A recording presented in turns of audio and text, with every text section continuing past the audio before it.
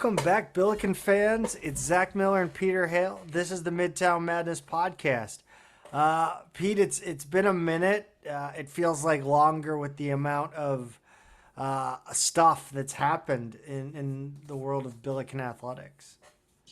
Yeah, it does. And it's funny because we texted each other a week ago and we're like, oh, do you want to record? And we really didn't have anything to talk about. And then over the course of the next 7 days, it was just one news story after another. And we've got a pretty overstuffed show today. Yeah, I think we're gonna lead it off here with really I think the first thing that came out after we recorded, and that was the Arch Apparel drop. Um, Pete, go ahead and run down kind of the background, I guess, as we know it from how long this had been going on, and uh, you know, just the whole story, I guess. Yeah, I mean, it sounds like it was a couple of years in the making. We know that SLU has really finally started to come around on getting some of the outside apparel brands involved. We've had the Nike replica jerseys. Finally, we got the home field release last year, and we knew a few other things were in the works, and had heard that Arch Apparel was one of those. But it didn't finally actually end up happening until last week. Yeah, Arch Apparel has had kind of Arch Apparel is a brand.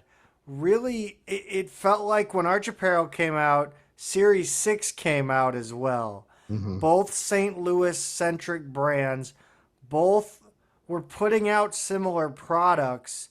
It feels like Series 6 has gone more towards uh, the guys like us, the guys that are post college, quite a bit post college. I know if people can believe it was that long ago I was in college. I really, truly can't believe it's been almost 10 years. But Series 6 went there. And Arch Apparel kind of went a little more, they skewed younger in their demographic, a little more urban.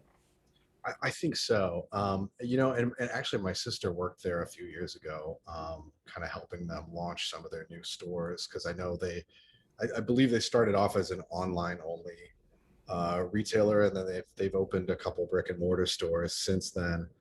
And yeah, I think like both of these companies, I think what they try and do is they have a lot of kind of local flavor to their merchandise, super local, like all St. Louis oriented stuff, but it's a lot of like unofficial stuff, right? So they'll kind of use Cardinals colors, and they might give you kind of a hint of what a Cardinals baby blue 80s throwback was with red trim, and they'll kind of incorporate that into the design of something that doesn't actually use official logos and word marks and things like that.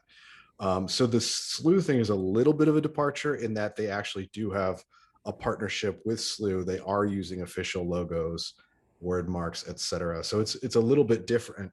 But like you said, it definitely has a younger appeal, and it's kind of funny because a lot of this SLU release to me kind of looks like 90s ish designs. As kind of a child of the 90s myself. Really big, bold colors, large format designs. But like, look, I mean, I live like a mile from a huge college campus and kind of see the kids walking around in, quite frankly, t-shirts that look like they were made in the 90s, like oversized, baggy, huge design t-shirts that seem to be like very much part of like the younger generation streetwear today. Yeah, I think I even texted you an eBay find. Yeah. Uh, Behind the scenes, I often just unsolicitedly send links of things that I find online that are Billikens just to Pete. Just not, and you commented on the sweatshirt. Yeah, it looks a lot like the Arch Apparel stuff. I mean, Yeah. although the sweatshirt is clearly an actual 90s-ish vintage. Yeah, this was back when and I said this to you, and we didn't really go into detail, but like there was a time when the Billiken was gold or bronze. Yeah, like they kind of played with some different colors there for a minute. They did. But to further go into this Arch Apparel drop, Arch Apparel has like Peter said, they'll do with soccer. They have done the pink and the navy for STLCFC, but they have collabs with right now with Nelly, Albert Pools, Stan Musial, and Bud Select. That's a smattering of collab, like just very different locations in the pop culture stratosphere. But I, you know, let's let's go into the collection right now because there's it's different. It is definitely different. It definitely skews younger, and we're a couple old men yelling at clouds sometimes. We can be, although we try to accept new styles. Um, or we like to think we're still young at heart. Um, what did you like here? What? Give me two designs or two products that you uh, definitely would buy. Yeah, so that's an easy one to answer because I actually did buy two. And I would wear them right now if they'd arrived yet, but they haven't. The first one is the Heritage Patch Jacket. A lot of people will kind of recognize the style as kind of like an 80s, 90s, kind of like it's a snap jacket, little puffy, and it's got the ring, the collar and wristbands and kind of waistband with two white stripes on navy blue, and it's got a cool patch, St. Louis University Billikens with that mid 70s to mid 80s Billiken crown logo, that I like so much. So that was one that stood out and that I bought pretty much right away. And then I also bought one of the black hats. It's just black with huge blue letters that says SLU, which is the same design. They've incorporated it into a few other pieces in what looks like a 16 item collection. So what about you? Anything in here that jumped out at you? Well, I wanted to say that Heritage patch jacket would be 1,000 times cooler if it said St. Louis diagonally scripted on the back. Like, Yeah, I genuinely think my uncle had not a jersey, yeah. a jacket that looked exactly like that. Oh yeah, for sure. I had one as a kid from my I think it was a cousin who played like club hockey for Merrimack Sharks or something, and it said like Merrimack exactly as you're describing, like diagonally on the back. Uh, I think mine they're the ones that stood out to me are the basketball Billiken tee, the Billiken spinning the basketball. It's he's actually wearing baby blue, which we have not seen the Billiken Athletics embrace in decades. Yeah, a really long time. It's funny because SLU High has really embraced that kind of two tone, Right. with a baby blue and then a darker blue. But the university's gone full on like the royal blue. But it's pretty cool actually. I really like that era, that Billiken logo. And speaking of baby blue, that leads me to my next one, which is the Since 1818 crew neck sweatshirt. I love it.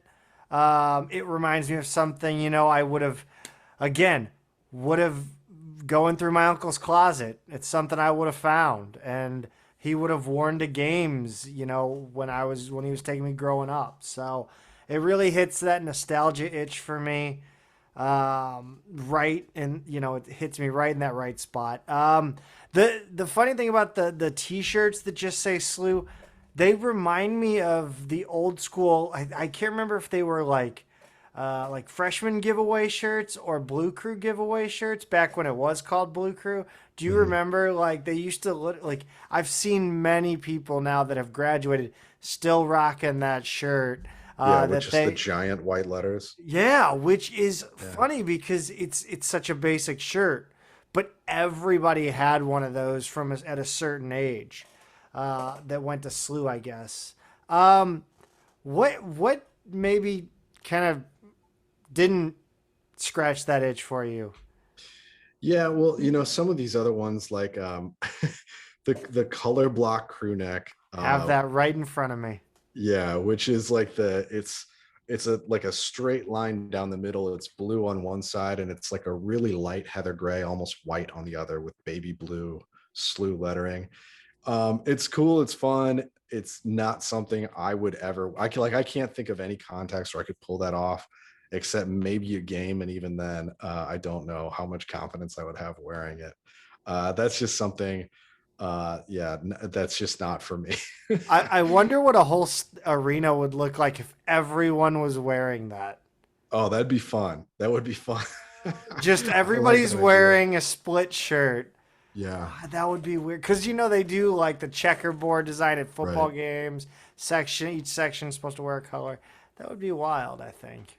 Yeah, yeah. What about you? Anything here that you're just like, nope, not it. Well, I mean, honestly, that one really uh, was my choice as well for things that didn't, that I didn't really like. And I gotta say, I don't really like this like Billiken with St. Louis and the stars. I don't Mm, really understand the stars. I don't. Maybe that's something way out of bounds that I don't have any clue existed in the past. But I just didn't get it. hmm. I think like the foam hat, it's not like we talked about it right before we started recording. Like Yeah, foam hat to me, foam trucker hat is a bachelor party hat. yeah. It's Uh, like Ozark's bachelor party weekend. It's yes, yeah. yes. You know what I will say? I really like I like the idea of the long live Humphreys Hmm. items. Uh, but I gotta be honest, if I wore one of those items into Humphreys, it would be destroyed. Yeah, going with a white color palette for the hat, and the sweatshirt is again that heather gray that's almost white. I feel I looked at that and was just like, oh, I would get so stained immediately. I think of that because I have kids who are gross and who climb all over me all the time with like food stained hands. And I don't wear much that's that light in color. Yeah, I think like we said, I think this this stuff like I don't think either of us really were blown away or even I mean we probably weren't even over half positive or help me out. I'm trying to. We both didn't really love it. Like I it didn't do much for us. Yeah, and I think part of that is it's just like, oh, this isn't for me, and that's fine if it Yes. sells and if it does really have its audience. I Yes. hope it finds its correct audience. I'm totally fine with it because one of the things I think is important about SLU rolling out all these different lines is they can be more things to more people as opposed Yeah. to just the sort of like generic cuts, styles, everything you're going to find in a bookstore. They can really branch out and do some different things. So if that's what this is, even though it's mostly not stuff that I would Mhm. wear myself as a 39-year-old dad, I think it's probably if it can find its audience, then I'm all for it. Yeah, and I think that was kind of what I was getting at in that it doesn't matter what we think. Yeah. It really doesn't. And I can sit here and say that I don't get the stars with the St. Louis and the Billiken head, and I don't really get the foam hat. I don't really get the half and half, but somebody is going to, and hopefully, and it probably is that college kid, that kid that's going into SLU, right? That's maybe a local gonna be a freshman, happens to go to a Birds game or happens to stop in Apparel. Like they see these shirts, like, oh, like that's cool. That's something I would wear. That's really what matters at the end of the day. And hopefully, like you said, it finds its audience. But I think I will. I'm gonna have to do some moving of funds around and get either this Billiken tee, this basketball tee, or the since 1818 crew neck. But yeah, it's great. It's good for SLU to. I mean, the more diversity in the products and the options for fans, the more you're gonna see, and the more volume you put out in the market, the more you're gonna see people show up to games in Billiken Blue. Because we could all sit there and say, God, these people show up in red. They show up in other schools' colors, and I hate it. I hate it. Drives me up a wall.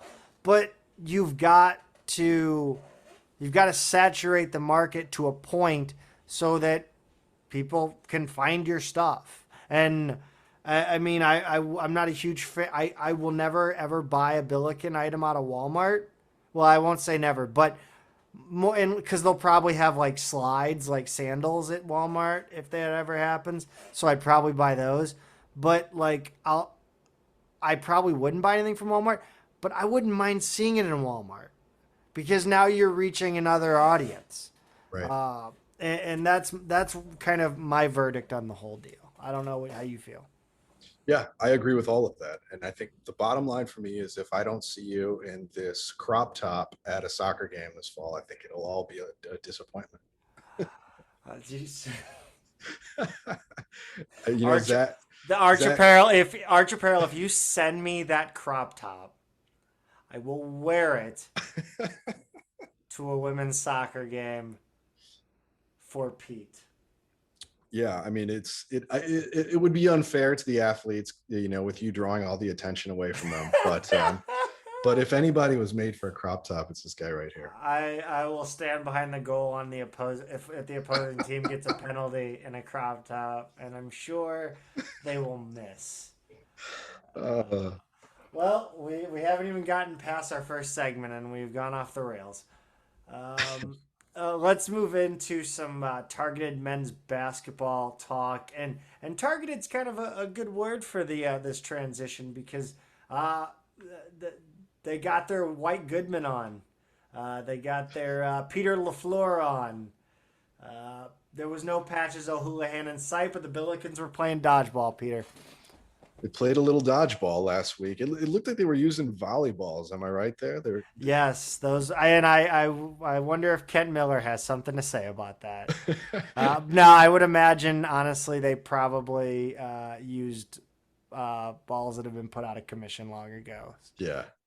Yeah, that was fun though. They shared a little social media video of them playing some dodgeball, split the team in half, and got some dodgeball action going. I'm you know, very limited highlights, so we didn't see how it all went down. But if you're looking at splitting the team up and doing a couple dodgeball teams, who are you picking on our roster to be those team captains? Oh, you didn't do it to me.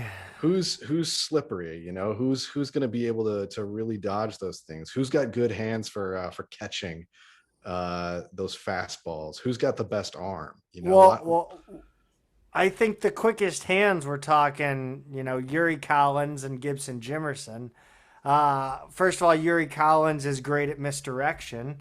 You got to watch him at all times because you don't know, maybe he has one behind his back. I don't know. He's slippery. Gibson Jimerson, obviously quick hands. He can catch and shoot. He could maybe catch and return it, I think Momo, really skinny, small target area. I'm just saying. By the way, this was not planned at all. I'm shooting straight from the hip here. Who else? Kellen Thames, man, he showed a lot of athleticism. I need that on my dodgeball team. Yeah. Man.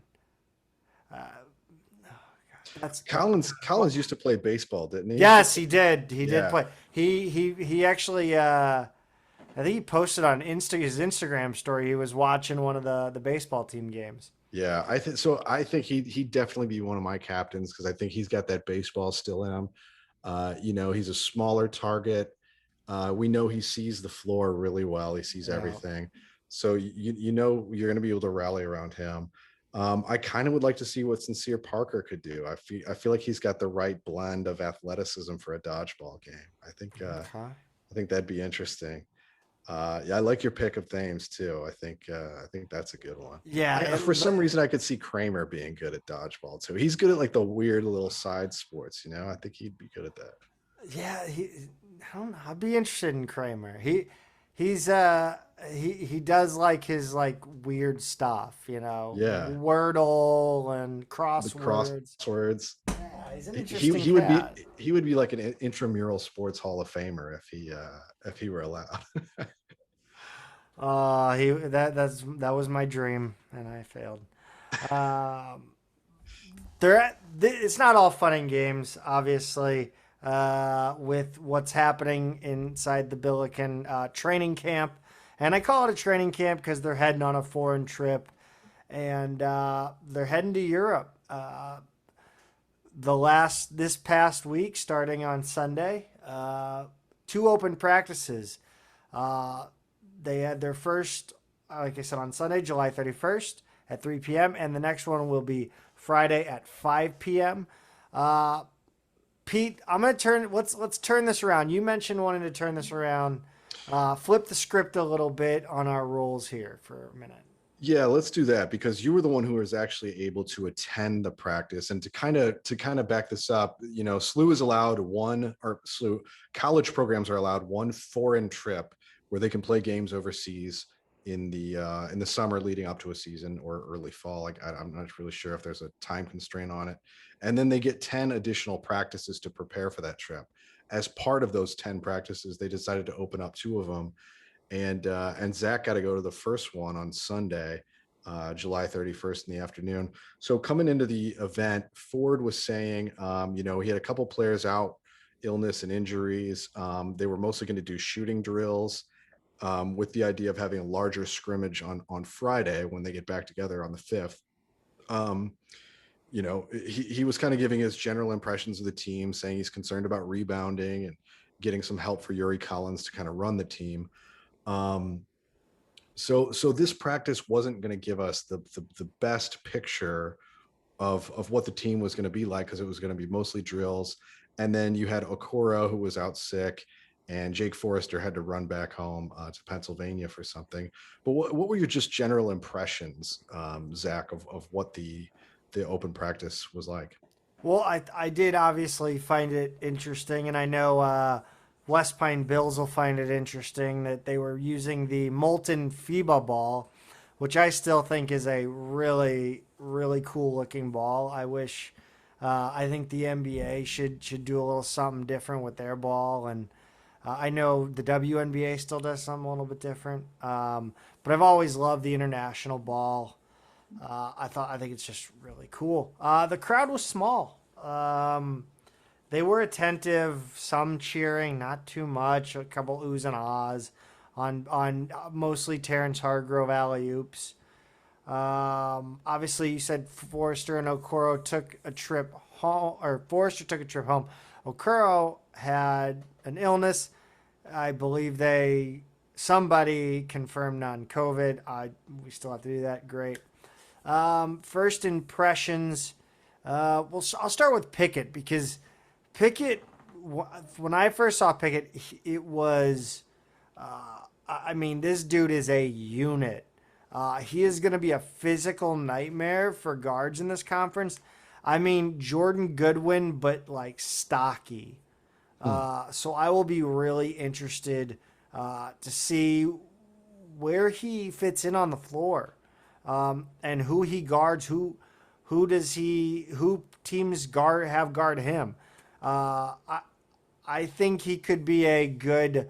I think it's possible that Travis Ford is trying to recreate Jordan Goodwin, and hitting that role specifically. But in a bigger package. I mean, how tall Right. would you say Pickett is? Is he about 6'7" or so? I couldn't. I didn't. I like to sit up kind of higher for these, so I don't get necessarily close. Hmm. But he's a big boy. He's tall. Kramer height, maybe like an Ellis, Cody Ellis height. Yeah, 6'7". So speaking of tall, the one big man we did have in the house was Momo Cisse. What'd you think? First impressions of the young big man? Yeah, I think he's young. He's got a lot of skill for a young big man. Took a lot of outside shots, not a good success rate, but I like that he maybe even has that. He can put that fear into teams. I always wanted that with a guy like I said, Cartier Gordon. I think I talked to that. I wish he would have had a more of an outside look. Um, he was called out at least twice by Ford for not being where he needed to be in a drill. Hmm. Maybe behind the learning curve. I don't know. I don't remember if he was a late start to the game of basketball, and maybe it could also be just a language barrier as well, a communication issue, and I mean that's completely understandable. Yeah, I think both of those are going to be a factor with him. I mean, we in our interview with him, which was great, by the way, and I recommend people go Yes. back and check it out. There clearly is a language, Yes. barrier. There's going to be a little bit of a curve there, which is fine. He's learning quickly. He has only been playing for a few years, as he told us, and he's played in a number of different places. So he hasn't really been one place for more than like a year at a time. So naturally, you're going to have, We yeah, a saw with huge. TJ kind of Right. I mean, on yeah, on the TJ, coaching side. a guy who had five different coaches in his high school career. I mean, like, that's just, it's not the most conducive to really instilling, the backbone of learning in a player. But no, I mean, from everything I'm hearing, the raw material is there for him to be to have some incredible upside. But we have a legacy in the house too. What'd you see from Larry Hughes the second? I mean, I th- I thought he was the standout of the day. Honestly, Hmm. I was super impressed with what I saw from him. He was money from three. At one point, I turned to the guy I was sitting next to. I said, "Have you seen Larry Hughes two miss in the last like 20 minutes?" He's like, "I can't remember. I can't recall him missing once the drill started." Very impressive shot. Um, just really comfortable, ready to go. And it seems like he could be an option off the bench in case of foul trouble. Or I know he's got some point guard pedigree. Maybe. Yeah, I mean, I've always looked at him as more of a shooter with some size, but it's reassuring to know that he looks the part because I don't think anybody was really expecting to see much of him this year. No, What I about mean, we didn't even expect like it wasn't like a lot of people have talked about him as if he's walking on because he's a project, right? and he may not have been like I don't want to say, trying to think of the word. He may not have uh, been worthy of a scholarship this year yet.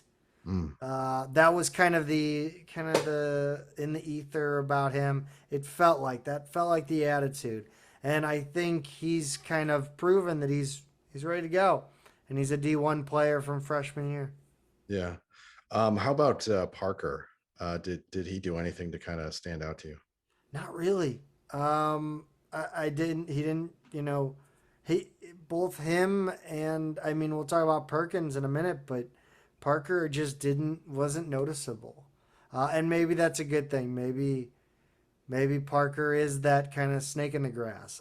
I don't know, but it'll be interesting to see what happens come season start, and maybe he's not ready yet.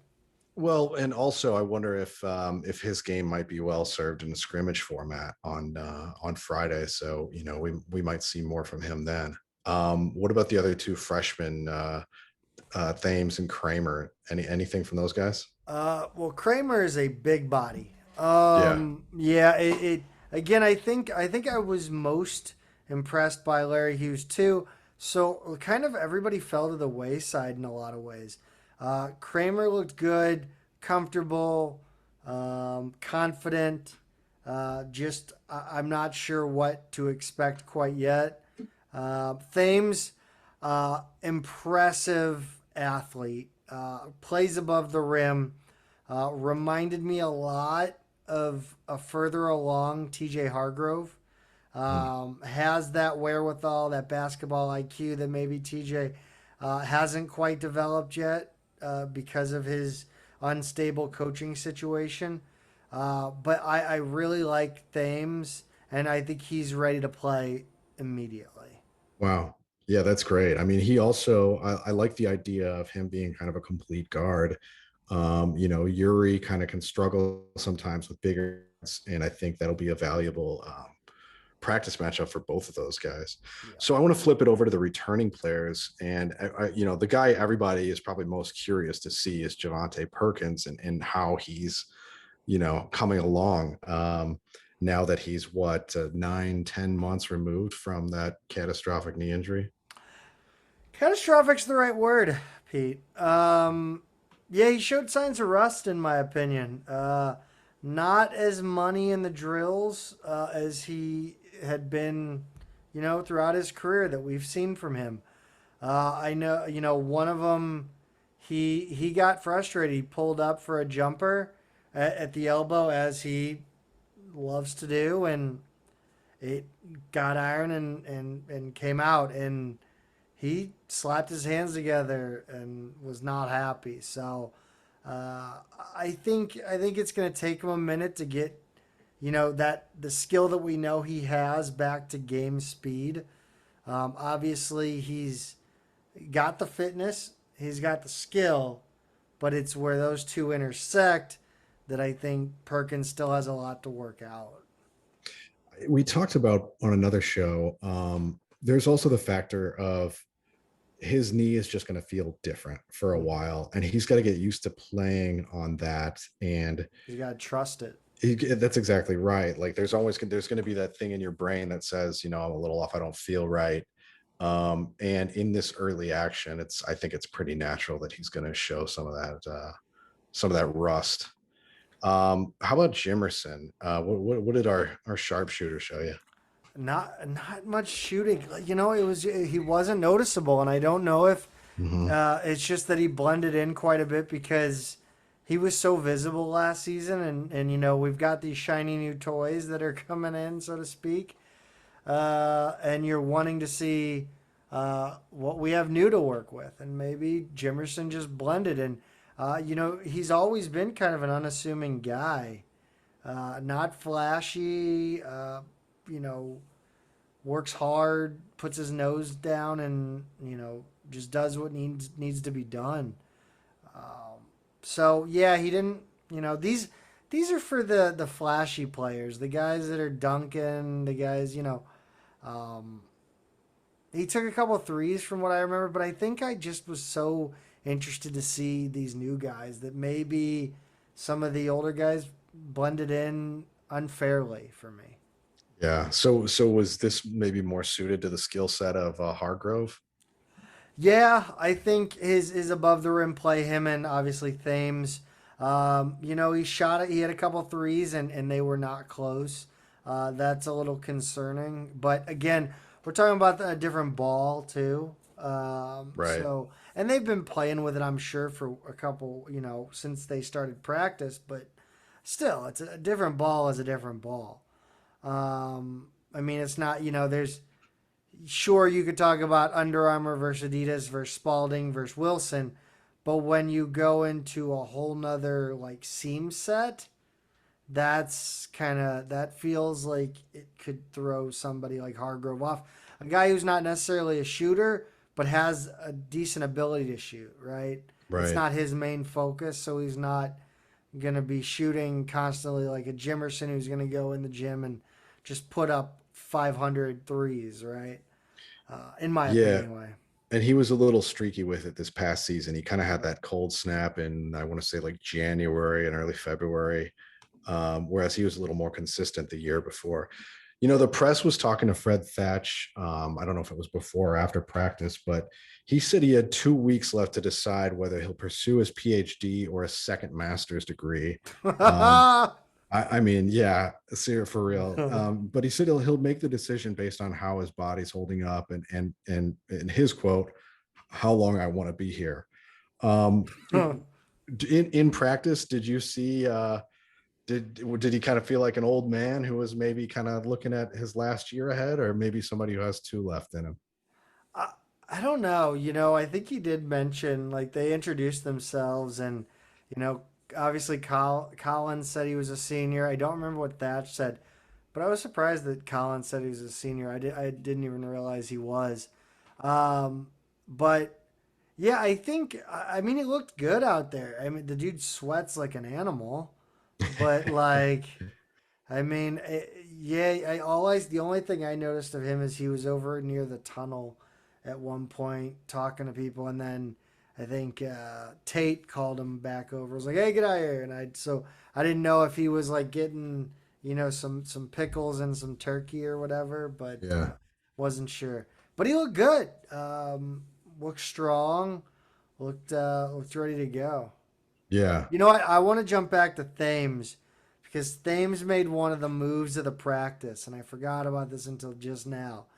He ball faked on a drive. He ball faked dishing it to somebody down under the hoop, and then just drove it in, and it was slick, and that was really impressive. That was the move of the uh, of the practice. All right, love to hear it. So then we've got Yuri Collins, who's really the last guy to cover. And honestly, I think the thing we're most interested right now in talking about is what was the kind of fan vibe toward Collins in this one? Given that his offseason included kind of dipping his toe in the waters of going pro and transferring, and we don't need to relitigate the whole situation, but how do we feel about him after that whole saga? I look at him, and whether fairly or unfairly, I feel things, right? Mhm. And again, we can't change how, like, we can move on eventually, but in the moment, it's hard to adjust how you feel. And I think for me personally, it's almost like a loss, and this is stupid and childish a little bit, but a loss of trust and a loss of confidence in him to be the leader of the team. And again, this is not, I'm not saying I dislike Yuri. I'm not saying I don't want him to be a Billiken. I'm just saying that I was a little hurt. And I mean, like, whether or not that's childish and silly and dumb, that I'm this kind of emotionally invested in a sports team. I mean, I've seen worse out of people in sports. So I'm going to be okay with the fact that I look at him with a little bit of a blue lens in the negative. I think I wonder about what kind of whether people will turn on him if he struggles, right? He had moments where he turned the ball over quite a bit. Billiken fans stood behind him, right? Now he toys with transferring, goes out this season, and he struggles. Do Billiken fans start to sour a little bit? Do they maybe voice displeasure in the form of boos? I don't know. I'm just saying it changes reactions to things, right? It does, yeah, fair or unfair. And so it sounds like you think there's going to be more pressure on him to perform this year. I think there could be, and I think there should be. When you flirt with the idea of going to the big time, the SEC, and you think that whether or not they're going to offer you more money or you want a chance to win at a higher level, I think if you put the expectation that you can do that on yourself, then Billiken fans are going to do that and more. Again, fairly or unfairly. I, Yeah, I I, mean, I not think to. I think the expectations at least, they're at least one and a half times, right? Like, uh, it just seems like if you're gonna fiend like you are an SEC player, then you better show that on the court this year. Yeah, I think all of that's right, and not to mention just the bar he set for himself. Leading the nation in assists in a season, and then being that veteran senior leader coming back. You've already got that huge pressure. Add in the whole will he, won't he? the declaration for pros that lasted a little bit, and the whole layer of NIL on top of all of this without anyone knowing the terms of what all that went down. Um, yeah, I think you're right. I think there's a lot of pressure on him to perform this year. And it also has to do with the fact that expectations on the team as a whole are kind of high. So it's going to be a really interesting year for Yuri Collins. Yeah, I'm interested to see how it plays out. Once he has an outstanding game, I think my feelings I'll start to move on completely. Yeah. But that's just the nature of emotions in Yeah. sports. Yeah. Um, Pete, there's a new guy on the bench. His name is Lamont Evans the fourth. Yeah. So If you want to introduce him, and then I can kind of give you a rundown of how what his role was at the practice, I guess, or what he did. yeah. Okay. Yeah. So you did a little sleuthing to kind of figure out who this was. Very little, and very much a gamble. Okay. Well, so he's a transfer from South Florida, where he was a preferred walk on. And it seems like he would have a similar role at SLU. He's listed at about 6 foot 155, so he's on the smaller size. He was Um, very small. yeah. Now his dad was actually an assistant coach at South Carolina under Frank Martin, and then he went to Oklahoma State when I think Mike Boynton was hired there. Um, he was named in under an FBI investigation in September of 2017, eventually convicted of taking bribes to influence players. These incidents allegedly occurred at South Carolina. Um, but that's his dad. Obviously has nothing to do with him. It's just kind of an interesting connection that his dad was one of those assistant coaches who was caught up in that whole FBI investigation. Meanwhile, Travis Ford says he's still possibly looking to fill the 13th scholarship and looking at a couple different options. But yeah, new walk on from South Florida, and another guy for Yuri Collins to go up against in practice. What was he like at the event itself? Yeah, he really filled all the important walk on roles. Didn't play. Bounced the ball around for the entire practice and gave daps when when it was required. So he was he was a really good walk on in this practice. Yeah, I'm assuming that paperwork hasn't come through Right. Was he in or street clothes, or was he he dressed was up? in practice gear, but you looked at his shoes and you knew he wasn't gonna do anything. Gotcha. Like he was wearing basketball shoes, but they were like lows. Yeah, right. They almost look like the basketball equivalent of a Converse or a Stefan Janoski Nike shoe. I guess if anybody knows what the hell those are. Um, but yeah, I think I love. I kind of I forgot how much of a connection Lamont Evans, kind of tangentially had to the A10, and that obviously now even more so with Frank Martin. And then, of course, when everyone heard Lamont Evans in Oklahoma State back when he was indicted or whatever, I think everybody furiously went to Oklahoma State's or to his work history to see if it crossed paths with Travis Ford. So I thought that was kind of funny. Yeah, no, I like this edition, and anytime you can add somebody who's a little older, and I mean he brings experience already as a walk on. So, I hope Travis does fill that 13th scholarship, whether it be with this kid or with another guy. So. Yeah, I actually, yeah, he introduced himself on the microphone as Lamont Evans from Florida. And so I just Googled Lamont Evans basketball, saw him on South Florida's website, and then it said he was from Florida. So I was like, well, how many Lamont Evans in Florida can there be? And clearly there's at least four. Yeah.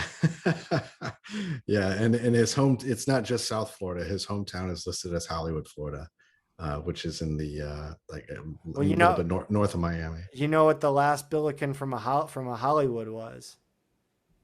Oh God, is this He was also under 6 feet. Mick Broom? Yeah. Yeah, yeah. Yeah. Yeah, don't need another one of those, but yeah, I'll take Evans as a walk on. The good news is that anytime Austin McBroom spends on YouTube, it's seeing people talk shit on him. That is the only saving grace. Like I mentioned earlier, the next scrimmage will be Friday, August 5th at 5 p.m. I will see you there. Also, shout out Joel Hall while we're at it. It was great to meet him.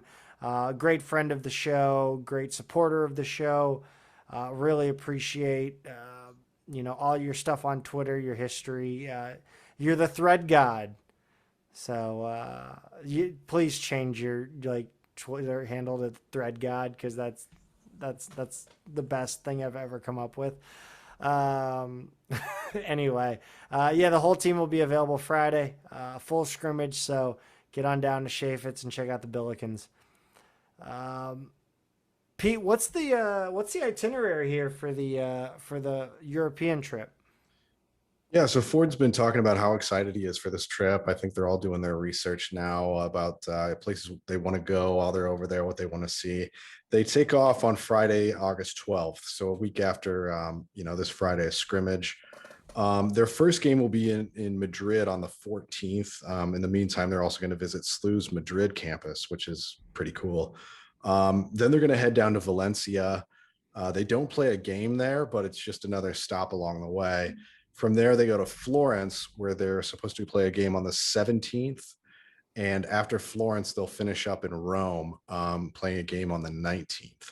And then they'll return back to St. Louis on Sunday, the 21st. So over a week, for beautiful European cities, 3 games, and it sounds like it's going to be a trip of a lifetime.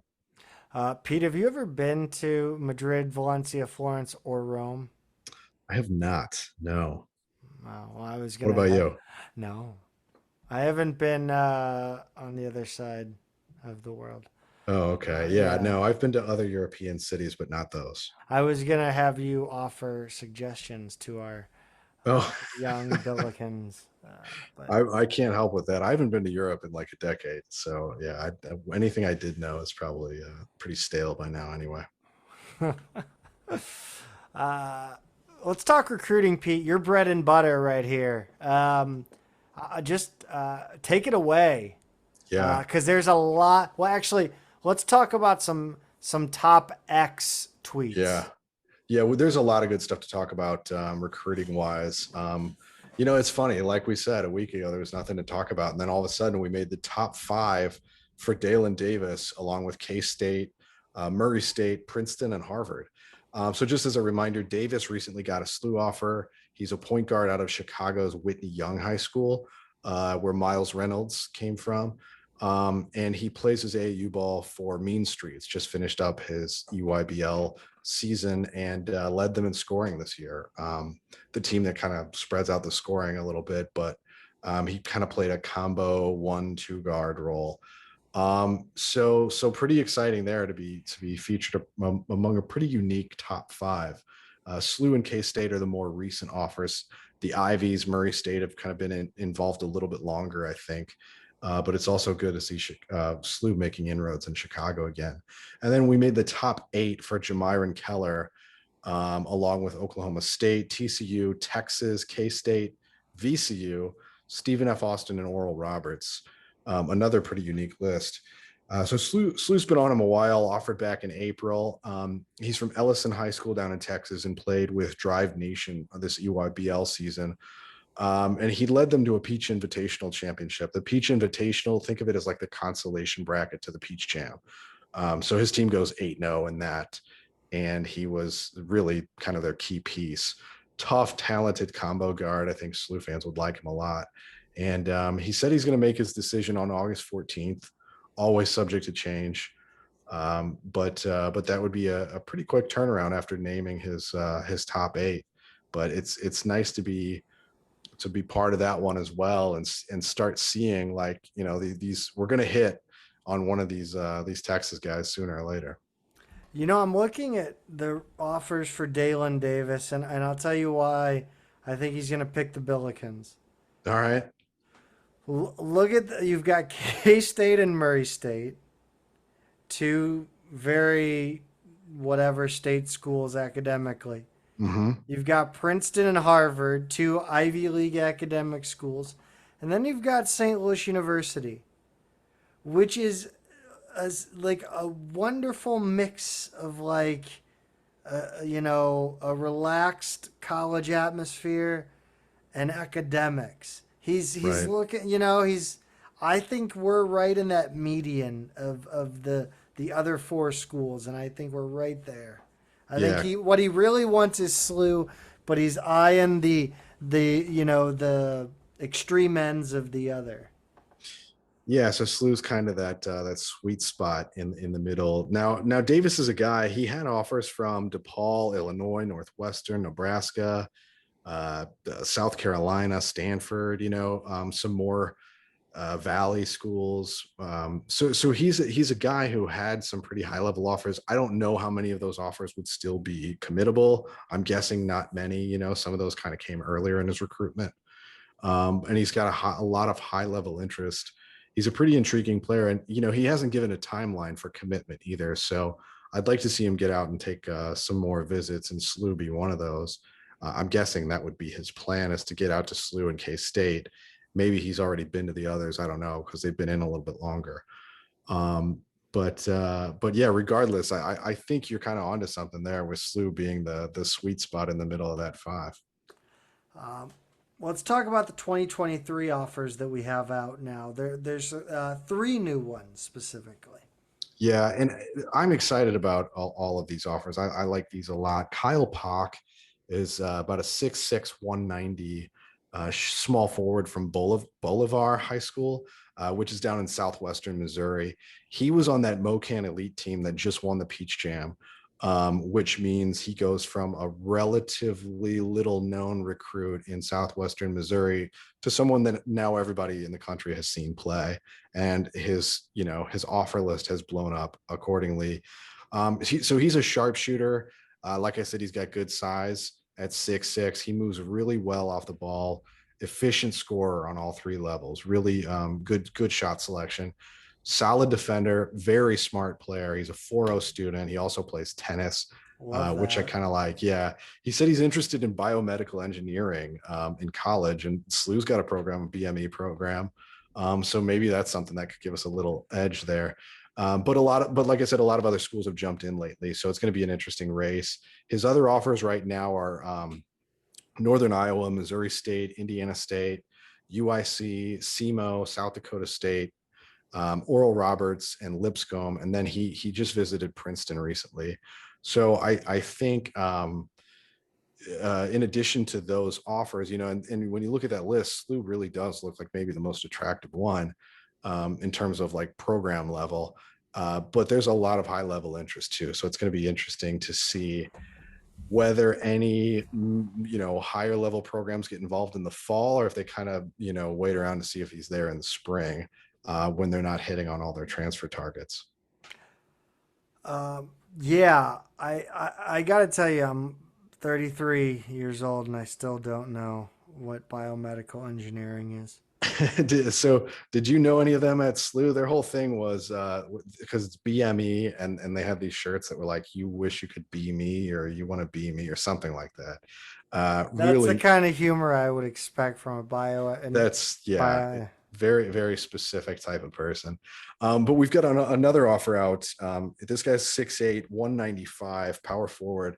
Darion Baker out of Hillcrest High School, not Hillcrest Prep, but Hillcrest High School, which is in the south suburbs of Chicago. He played AAU for Team Rose, which is an Adidas Three Stripes brand, AAU circuit. He's like a tough hybrid power forward with a good offensive skill set. He can shoot it, handle it, work inside. Nice versatility as a defender. He rebounds, plays hard. I really like the look of him on video, and every time there's a newer one, he looks like he's made progress. He's up to almost 20 offers now, mostly in the last 2 months. So he's really blown up lately. Barely had any offers before June, maybe just a couple. And now it's really the Valley, the MAC, the Horizon have most of his offers, and then he's got 5 or 6 others from outside those conferences. Again, SLU might be the highest profile school right now, but it could be a matter of time before the higher level schools get involved, and once again that might be a springtime kind of schedule. So if he's a guy who commits in the fall, we probably have a better edge there too. And then this last one in 2023 is a kid named Bryce Lindsay, and this one's really intriguing because he's got a little bit different story arc than the others. He's kind of like 6'4", 175, 180-pound guard from Baltimore. He graduated from St. Francis Academy in Baltimore. Big And Wire fan. that's right. And he plans to take a prep year at IMG Academy in Florida. So he had originally committed to South Carolina and Frank Martin back in January. After the coaching change, he decommitted. And then, rather than go somewhere else, he reclassified to take a prep year. But his lead recruiter at South Carolina was Will Bailey. So here comes SLU into the mix late. And he's like a combo guard who can play either guard position. He's always been more of a point guard, but I think he can do either in college. And part of that is because he's just an absolute lights out shooter, unlimited range. He'll pull up like Steph Curry style from anywhere. But he's also a good playmaker, great handles. He's kind of elusive getting to the basket. So it's kind of an intriguing one because not only is SLU getting involved at an interesting stage here where his recruitment's been a little quiet after the initial kind of rush after he reopened, but he does look. I mean, Travis Ford said he's kind of looking at options for the last scholarship this year. I mean, I guess there's an outside chance somebody like this could pull the plug on IMG and head to college now. You never know. I don't know if he would, because there's not as much playing time as there's going to be next year, but it's certainly on the table, I think. Yeah, that's an intriguing possibility that I got to be honest. Again, recruiting is your bread and butter. It's not mine. That kind of thing is totally not on my radar. That is a huge blind spot for me. Well, I got to give Jack Godar some credit for that one. He's the first one who posted on Twitter. It was one of those things where I was like, do I want to say this right now or right away? And then like almost immediately there's Jack responding to one of our tweets with that. And I was kind of like, yeah, there it is. It's an interesting thought for sure. Let's talk about 2025. We're heading back to the Wolverines. Yeah, this is our third offer recently to a Vashon player. This is Nicholas Randall, who's a 6'7", 200-pound power forward out of Vashon, plays AAU with Brad Beal Elite. And man, is he an impressive looking young big. He moves incredibly well, smart, efficient game. He kind of knows where the defenders are at all times and knows how to free himself up for easy finishes. Like really go watch his highlights and you're like, oh, wow, I can't believe this kid's only going to be a sophomore. He really has a sense of how to play the game down low. He's a high level defender. He rebounds both ends. He's great in transition. I think he's going to be awesome for Vashon this season. SLU's only his third offer after Mizzou and K-State, so he's starting out with high level offers. And like I said, this is SLU's third offer to a Vashon player in the last few weeks. So I think it's pretty safe to say we're pretty heavily involved with the V again. So I'll be watching that program closely because we might not be done. They've got more D1 prospects on the roster. We're a PG-13 show. Please don't refer to the V again. I was keeping it safe. Yes. Jesus. No, it's kind of crazy how much of a 180 we've done, and I really wonder what spurred that on. I'd love to get to pick Travis's brain on that, because it's interesting that that we kind of have really reinvigorated our efforts there. I think a lot of it is timing. I think some of the players on their team are just kind of hitting their stride at the right time. They've got a couple young 2025 players who are kind of blowing up at the same time. They've got a couple 2023 players, one of who just won a title with Mocan, that are blowing up at the right time. And I think SLU knew they had to be in the mix on those guys. And then they've got a couple other prospects who, you never know. We might get in the mix on them as well. Somebody like Jaden Nicholson, who's been a little more established as a high level recruit, but whose recruitment kind of slowed down um, over the past few years is a guy to keep an eye on. Um, and then they have one more player. Why am I forgetting his name right now? But Jordan Logan is the other one. He's a 2023 power forward, and he just got his first D1 recruit. He's probably going to be on a spring timeline since he's kind of a late bloomer. But another guy who really jumps out on film. So um, yeah, I'm going to be watching Vashon very, very closely. And we actually have breaking news right now as I am Do we kind have of. a director of basketball operations? We do not, but Oh, one more piece of recruiting news. Caleb Rich from East St. Louis, who I love, by the way, as a prospect, just named his top 7. SLU is in there along with Mizzou, K-State, Ole Miss, VCU. Uh, shocking! VCU offering a uh, Billiken recruit in St. Louis. it's just what they do, man. And then he's also got UIC and Eastern Michigan in there, which are interesting choices. But yeah, there's the top 7 for Michaela Bridge from East St. Louis. So breaking news. Well, you heard it here first, folks. Well, actually, you heard it on Twitter first, but Yeah, we'll you might have pretend. heard it on Twitter, like or Instagram in the last 30 to 60 minutes, based on when we're recording this. But regardless, that wasn't in the notes. Well, it also wasn't the news that I thought you were going to break, which was potential director of basketball operations. Yeah, still nothing on that front. But yeah, I saw. I don't know what to say there. I don't know what direction they're going. I thought we'd have one by now. Yeah, I did too. I wonder if they're just not. I wonder if they want to get through this trip. I feel like that could be an issue. It would be, I don't know, a lot of paperwork. Extra money they have to spend. They could maybe go on like do some excursion with that money. I don't know. Just a thought. I don't know. Women's basketball, just a couple of notes, nothing much. They finished up last summer practice, and Saval Gul has been playing for Turkey in, I believe, World Championship lead-up games. And no stats. I tried, guys. I really did a little work looking for stats, and I found nothing. Men's soccer.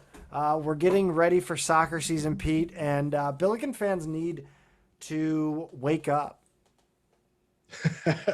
Yeah, I think so. I mean, men's soccer is now ranked number 10 in the preseason poll that was just released today by the United Soccer Coaches.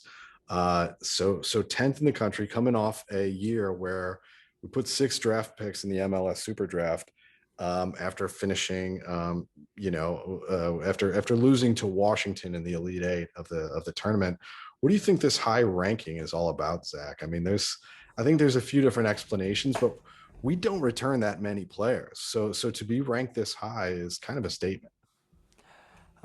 Confidence in Kevin Kalish. I think Kevin has proven himself to be a worthy recruiter and an even better coach. He's put teams in position to succeed that had deficiencies. Look at the year before we went to the Elite Eight. That team did a lot and was missing, a pure goal scorer. I think it's a legacy pick as well, which is fine. And I think that core you mentioned, Commodie, Klein, Sterenberg, Micah, Buendia, and Anderson. What about you? What are you thinking? Yeah, I mean that it's a solid core. Klein, obviously the guy who led the whole D1 in assists last season with 15, and a couple of his targets, and some solid defenders are back. I think the United Soccer Coaches. I mean, there's a lot of rankings that they do in terms of like high school players and various positional players throughout college as well. We've got an incoming class of 14, and 5 of those are D1 transfers, and some of those are pretty high level players, you know, who played at really good programs. So I think they're looking at a roster that's kind of reloaded more than a roster that's been depleted.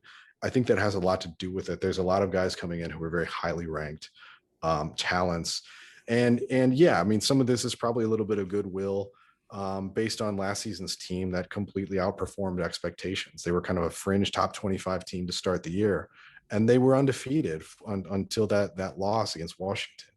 And then I think like you said, legacy. Some of this is the assumption that this is going to be a top flight program until it's not, until further notice. So I think there's some reputation built into this as well. Absolutely.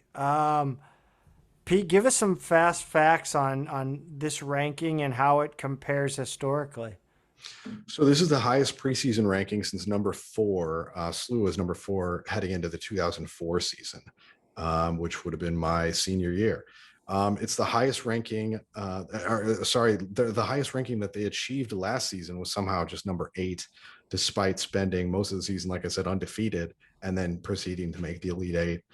Shows you how much weight a preseason ranking has, how much that perception has on how a team is ranked throughout the year. You have to, if you're starting outside the rankings, you really have to earn that top 10 spot.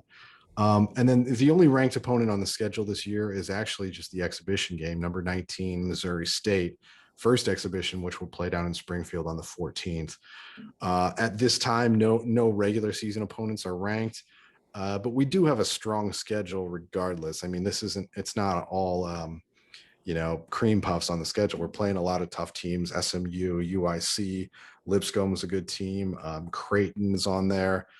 These are good programs, and even though none of them are top 25 right now, a lot of them have the potential to play their way in. So it's going to be a challenging schedule, but this is a statement. It's a high ranking to come into the season with, and it certainly sets the bar for expectations.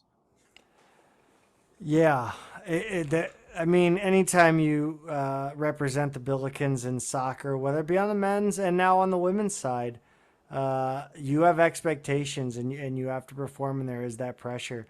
A couple games coming up, not before we record our next episode, but the Billikens will be in action on 8/14, as you said, at Missouri State, who's number 19 in the nation. And then on the 20th versus Omaha. So those are the 2 exhibitions on the schedule. Over on the women's side, we have some staff news that broke, I think, last week. Yeah, Peyton Bauman or Bowman. How do I want to say that? I'm going to go with Bauman. She joins the staff as director of operations, which is a newly created position for the program. She was actually a goalkeeper at Missouri, and had to medically retire after her redshirt sophomore season, just due to ongoing injuries.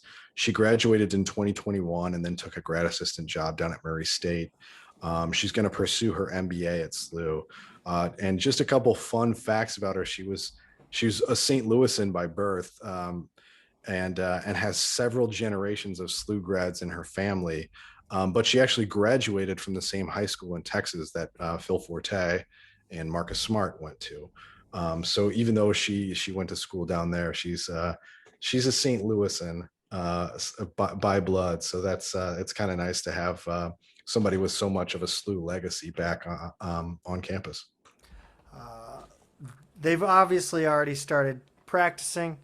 And that kicked off. They said training camp on Monday the 1st, which seems late to me, but they're using the new facility now, which is awesome.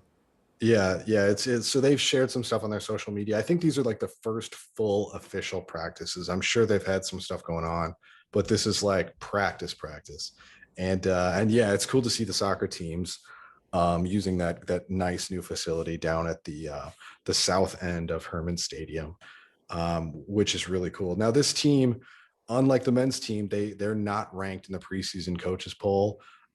Even though on this 31 player roster, they've got 23 returners, and those returners accounted for all of their scoring last season, all but 1 assist. So they've lost virtually nothing. And yet no love in the rankings. Which is kind of, I don't know. I was a little surprised by that. What did you think about that? Yeah, I didn't really get much of a chance to look at it, honestly, but I mean, it's surprising. I think, again, it's still not, we still don't get that legacy pick, I think, with this team yet. And Hmm. I think a couple more years and we'll start to get that this team's good until further notice ranking. Right. Yeah, I think you're right. But they do have some ranked opponents that they're playing this season. Massive schedule, Yeah. gauntlet. Yeah. They start with number 6 Arkansas at home on the 18th of August. A week later, they'll take on number 16 Notre Dame. And then they play number 24 preseason ranked Xavier on the road on September 8th, which is a Thursday. So tough one for St. Louisans to get to, but I think I'll take the family out there that night. That's just a few miles away from me.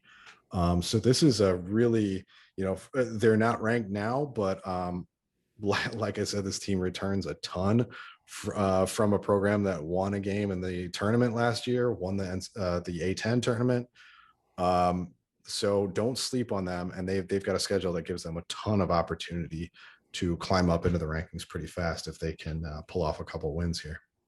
Yeah, I agree. And I'm excited for these exhibitions, although, well, I should say I'm interested to see how the new facility is used and how it affects the game day, the lead up to the kickoff, because obviously in previous years, the teams would come down on opposite sides to the benches. And, I wondered if maybe they would do a little bit more fanfare with the start, kind of the way they do in the pro leagues. I don't know. But it'll be interesting to see the walk out, I think. And how that looks. I'm still bummed they didn't do anything with the scoreboard or the roof of the new facility. That roof would have been prime, like soccer alumni only or all inclusive package area. That'd have been sweet. Never know. Yeah, Maybe, I maybe know. someday. Maybe I someday. know. I know. I think I mentioned that when I got a little tour of the facility. Volleyball, they finally released their full schedule, and it is whelming. Just whelming, which I know is your feeling for the program in general. I'm Um, whelmed. yes, they have delivered a schedule. Actually, just a couple hours before we began recording. So again, a lot of news fell into our laps this week. They'll start out with an exhibition on the 17th against Carbondale at Chaffetz Pavilion, and then they'll head down to the Arkansas State Invitational August 26th and 27th, playing Arkansas State, Little Rock, and Mississippi Valley State. Randy Any Moss's alma mater, right? Randy No, Moss? that's Delta. That's a Val. Never mind. Oh, okay, all right. That's the Delta Devils. I think that's them, isn't it? Yeah, I think so. I think that's Randy Moss's or who's Terrell Owens. I don't know. One of the like No, big Randy time. Moss went to Marshall. One of the big time receivers went to Was Mississippi a Delta Valley State. Devil. All right. Yeah. Well, then they've got the Billiken Invitational on campus. September 2nd and 3rd, they'll host Youngstown State, St. Thomas, and Central Michigan. So in these first two invitationals, Zach, any big name opponents there in the world of volleyball? I haven't been following volleyball that closely outside of the Yeah. Billikens. But I will say that it was Jerry Rice who went to Mississippi Valley State.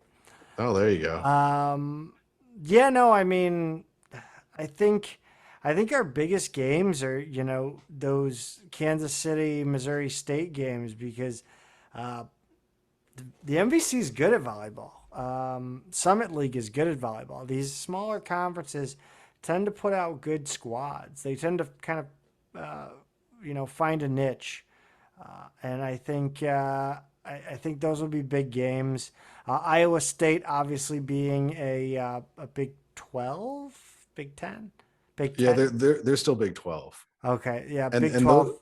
those are the three opponents in the Billiken Classic on September 16th and 17th. Yes, So that's actually, yeah, they've gotten a pretty solid event, yeah. on campus. Virginia Tech, obviously ACC. But yeah, I'm not really sure. St. Thomas is brand new to Division One, aren't they?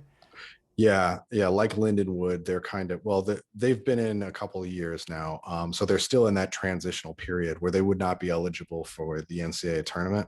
But yeah, they have transitioned to Division One, and they're in the Summit League along with UMKC, the Dakotas, Oral Roberts, those schools.